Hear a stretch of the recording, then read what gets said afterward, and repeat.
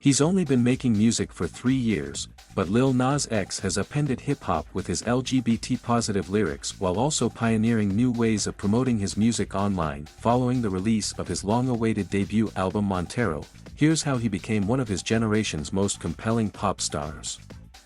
In 2019, Lil Nas X took two of music's most hypermasculine genres, rap and country, mashed them together, created a global hit single, then came out on the last day of Pride.Subversive, and brilliant as it was, the decision to reveal his sexuality was made on the spur of the moment that it all happened on the main stage at the Glastonbury Festival, where he was making a surprise appearance during Miley Cyrus's set. People were waving their pride flags, and it was just so much excitement, he later recalled. "I was like, oh my god, this is it."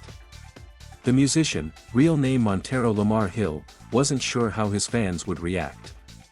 Rap music in particular has few gay role models, with artists like the Beastie Boys, NWA, 50 Cent and Eminem all having used homophobic slurs in their lyrics.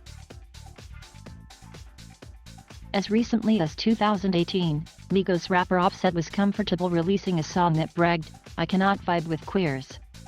This July, DaBaby, who has collaborated with Dua Lipa and Megan Thee Stallion, caused outrage with a series of ignorant comments about gay men and AIDS. Lil Nas X has used the launch of Montero to respond to the bigotry in typically subversive fashion.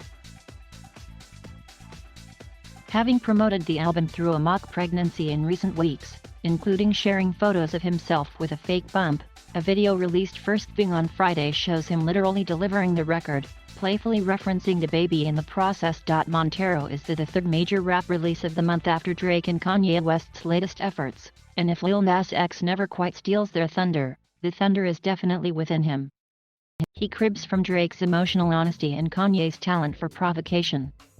But he adds a self-aware humor and a magpie approach to genre, from the flamenco flourishes of Call Me By Your Name and the sun-kissed chorus of What I Want to the understated folk rock of closing track Am I Dreaming. Over 15 songs, he recounts his real-life rags to riches tale, from the summer he slept on his sister's floor to buying a new house a couple of acres, while navigating his sexuality, his insecurities, and the critics who wrote him off as a one-hit wonder.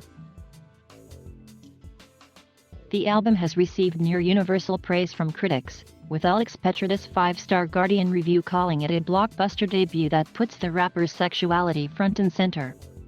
The Independent's Helen Brown similarly gave it full marks, noting the energized and emotional expression of Lil Nas X's queer identity. It's a vibrant testament to the empowered shift the rapper has made in reflecting his sense of self. "I was considering taking it to the grave," he admitted. "But I was like, I don't want to live my entire life not doing what I want to do. And I feel like I'm opening doors for more people, that they feel more comfortable." To his surprise, most fans didn't care.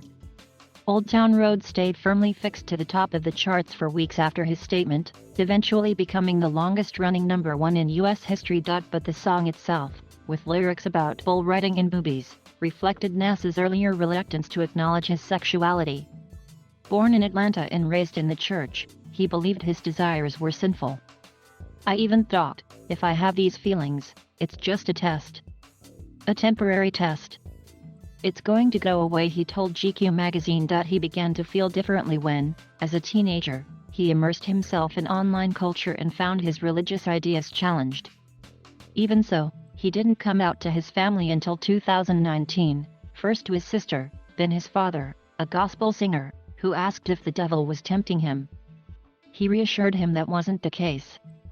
His dad is now one of his biggest supporters. On Twitter, he broke the news with defiant insouciance. "Thought I made it obvious," he wrote, pointing out a rainbow pattern on his album cover. Negative replies were swiftly dispatched. "Next to say something offensive getting kissed," he declared. "I definitely make sure I am picking my fights carefully," the star recently told Apple Music's Shane Lowe. "I try to pick out the ones that I'm like, okay, here's something to actually talk about. Because if somebody's just like trashy gay, there's nothing there. But if somebody is like, you're pushing this and this is destroying black men as a whole and emasculation, actually, This is somebody who actually believes something versus just an insult. So it's like, let me talk to this person, because you never know whose mind is flickering. Because I've had a lot of views that I've changed within the last 3 years, you know.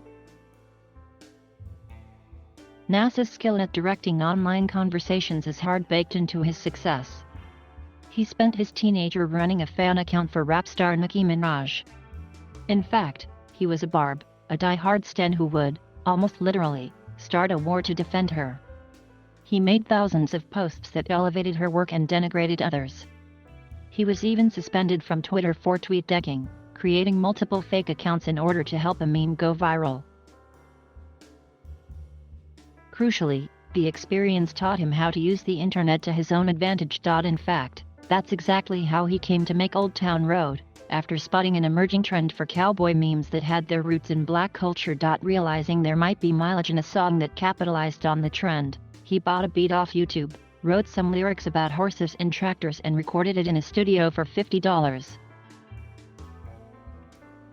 But rather than promote it in the usual way, Nas found a thread about earworms on Reddit and posted a comment asking, "What's this song called? I'm going to take my horse to the Old Town Road." People quickly fell for the song's quirky blend of banjos and trap beats, and it jumped across to TikTok, where thousands of people filmed themselves lip-syncing in cowboy boots and 10-gallon hats.